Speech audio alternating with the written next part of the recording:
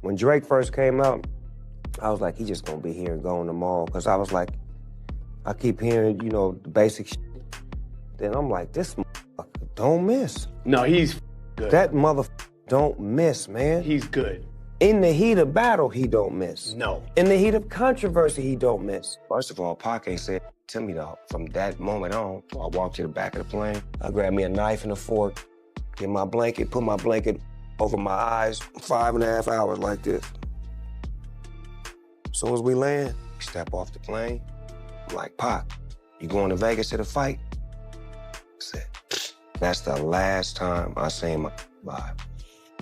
Once All Eyes on Me came out, people come up, hey Snoop, where's Tupac?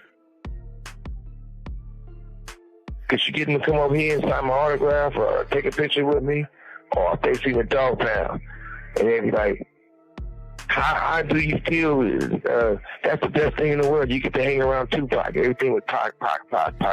So Snoop Dogg seems to have ruffled a lot of feathers on the West Coast, and folks are saying he's turned his back on Kendrick Lamar and betrayed the memory of Tupac. So remember, when Drake had the audacity to use Tupac and Snoop's AI-generated voices to take a shot at Kendrick, the whole West Coast was up in arms, and rightfully so. Drake dissing Kendrick is one thing, but using AI to make it sound like West Coast legends are dissing him, that was a new low for Drizzy. Even Tupac's estate clapped back at Drake and stood with Kendrick. Now, you think that someone like Snoop, who used to be tight with Tupac, would have stepped in and told Drake to leave Tupac out of this, right? Well, Snoop was completely silent at first, and not only that, but he also promoted Drake's diss track with Tupac's AI voice on his Instagram.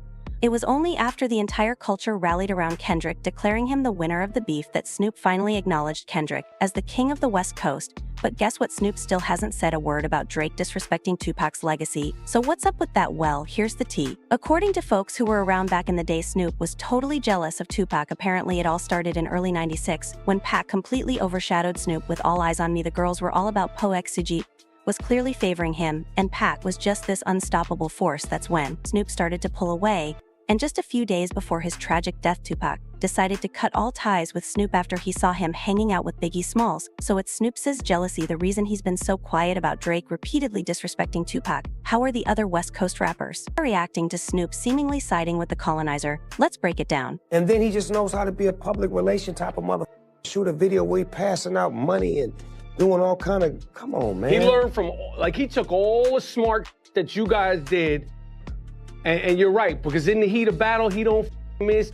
Back against the wall, push the T, he don't miss. I mean, that made Kiki, Do You Love Me, when Pusha T took off on him. Took his head off, he came back. Like, you can have my head, but I'm gonna have everybody in your family and everybody in the world singing this Kiki, Do You Love Me? Like, that's the answer. The answer is not, I can't match you, lyrical, wop-de-wop-whoop, but you can't match me with this song that's gonna play forever when they forget about that diss. As everyone is aware, the West Coast is important in hip-hop history. Think of icons like NWA, Tupac, Dr. Dre, and Snoop Dogg. When Drake enters the scene and begins disparaging this legacy by using Tupac's AI voice to disparage Kendrick, or boasting that he gets more love than Kendrick does, you already know the West Coast couldn't allow this lie. These icons didn't just make music, they started a movement that put the West Coast on the map and gave voice to stories and opinions that weren't being heard.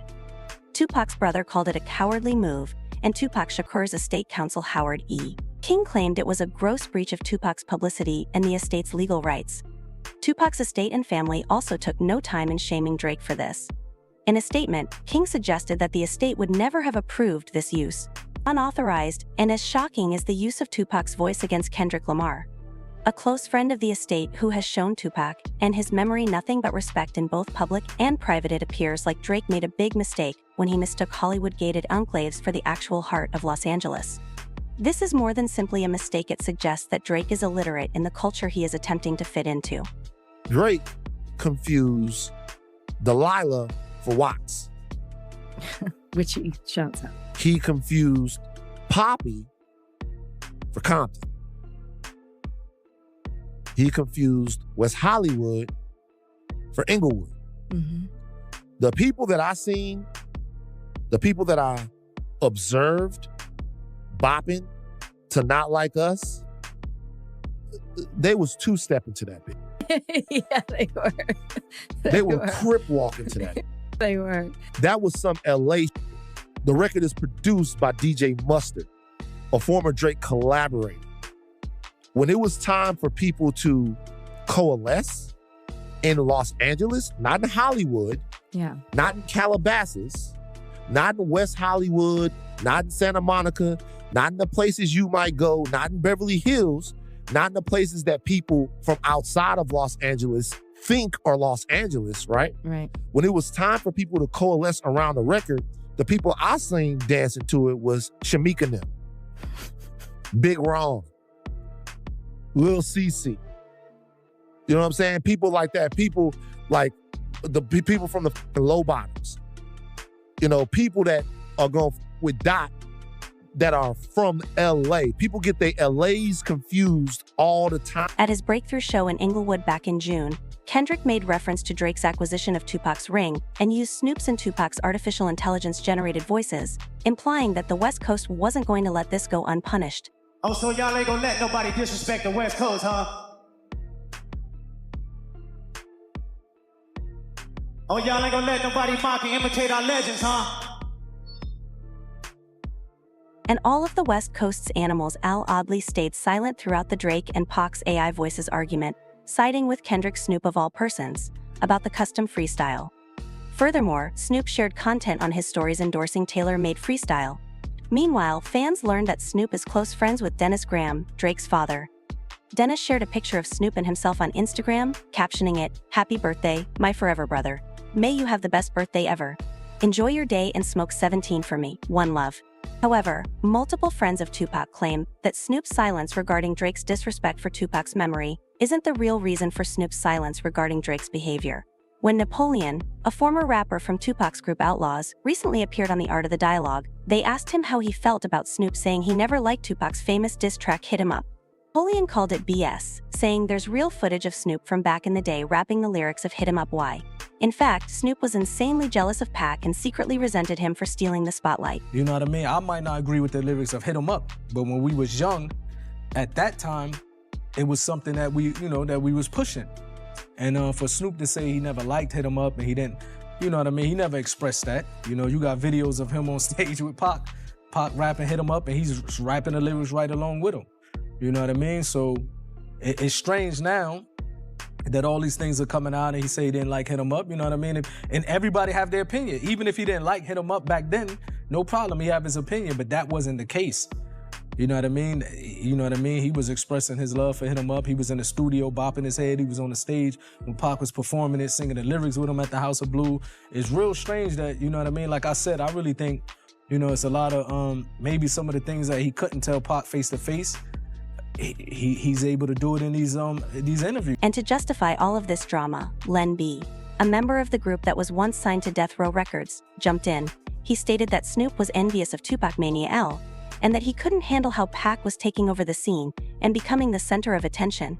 Snoop was also envious of all the love and adoration Tupac was getting from the industry, their own crew, and the fans. Pac was slowly but surely, you could say, taking over because he the hottest thing smoking right now. Snoop is cool, but he ain't got no new record. Tupac got all new coming right. It's hitting you all upside your head right now. So he the hottest thing smoking. So now the tension is getting a little heavy between Snoop and Tupac. And everybody on death row, because we all want, I was so crazy, I told Tupac and he asked Suge to put our record out. Because everybody thinking like, ain't nothing finna come out. Now we see ain't nothing finna come out unless it's prepared to come out. And that take a lot of money and preparation. And the only thing that's got all that in it right now is Tupac. So everything is focused on Tupac and everybody's starting to feel some type of way. Something like everybody is like bickering over their little, throwing their tantrums about whatever they mad about, which all of them still pertain to everybody want to come out. But ain't nobody got no data, know when they gonna ever come out and is they gonna ever come out. So it's a lot of tension. And the only thing that's every time you turn around, they flood. That's all you hear is all the eyes on me. And it's a Tupac mania. It's beautiful because we had everything, but we still got the tension in the room because everybody wanna be blowing up. So everybody liking it, but then again they ain't. Do you think Snoop felt the type of way about Tupac and the success he was having? Yeah, of course. of course, man. You the top man. You built Death Row. And now you gotta get in line. Come on, man. How else you gonna feel? Period. It ain't like, we was at, because Snoop had albums ready too. We was having listening parties and all that all the time. He was like, man, that's what I got, big dog. We all in there listening, it's dope, but he don't know when it's coming out. However, Suge didn't stop there. On a recent edition of his Explosive Prison podcast, Collect Call with Shaken Hands, he made some astounding comments about Snoop and the Pacs that further fueled the flames. Knight didn't hold back when he indicated he wanted a genuine heart-to-heart with Snoop, almost as if he was suggesting that Snoop might have betrayed Tupac. Knight shook through huge shade hinting at Snoop's Pac's involvement in Pac's death. When Pac got bigger than everybody on Death Row, that's when the jealousy kicked in. I guess that's when the Pac kicked in. That's when the plan came up. Because it'd be a time where it still is. I got, everybody know how I felt about Snoop. But if Snoop was coming up, people would come around and say, Snoop, let me get an autograph. Snoop, let me get a picture. Once All Eyes on Me came out, people come around, hey, Snoop, where's Tupac? Could you get him to come over here and sign my autograph or take a picture with me? Or if they see the Dog Pound, and they'd be like, how do you feel? That's the best thing in the world. You get to hang around Tupac. Everything was Pac. And if they see Dre, they ask a question about, man, you did the chronic. Could I take a picture? They're like, hey, could I take a picture? Because you know Tupac, but I really want a picture with Tupac. You know how to find him? Everything was shift from everybody else to Tupac. And I think jealousy was made. The reason why I'm speaking on it because we should never have to go through this again. Suge also shared a tale from Warren G., who recently spoke out on Drink Champs regarding Tupac's night of '96. Warren disclosed that he persuaded Snoop to hang out at his Los Angeles home rather than accompanying Pac to Las Vegas, and Shook Warren revealed all the information, saying that Snoop had originally intended to travel from Los Angeles to Vegas for the September 7, 1996, Mike Tyson vs. Bruce Seldon fight, but that Snoop had abandoned those plans and remained in Los Angeles with him instead. And I knew that Pac did everything right by him by putting him on All Eyes on Me, speaking about him and being real with him. And if it's true what they say, this call and your telephone number will be monitored and recorded. But this is where things turn a whole mess. Warren G stated that he and Snoop learned about Tupac through a live update on a Next Radio or walkie-talkie while they were just hanging out at Warren's place in LA. Shaken found that pretty shady and couldn't help but wonder why Snoop was even carrying a walkie-talkie that night. Warren's bombshell got Shaken's attention and made him wonder just how much Snoop might have known about what was going down in Vegas. I've been knowing that young dude a long time. He ain't young no more, but I've been knowing him since he was a young man. And I did everything in my power to make sure he kept his... He came with me for the fight instead of going to Vegas. So he never went to Vegas? He never went to Vegas. He didn't go off top. Only way you would have a radio if you was at the fight with us and you had a security detail. By not having a security detail, what are you doing with the radio?